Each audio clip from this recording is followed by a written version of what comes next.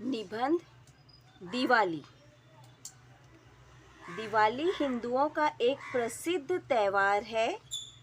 दिवाली को दीपावली भी कहते हैं।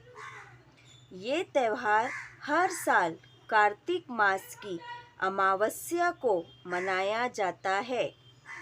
दिवाली रोशनी का त्यौहार है। इस दिन श्री राम 14 वर्ष के वनवास के बाद अयोध्या लौटे थे। दिवाली पर घरों की सफाई करते हैं, दीप जलाते हैं, रंगोली बनाते हैं, घरों को सजाते हैं, नए कपड़े पहनते हैं, मिठाई बांटते हैं।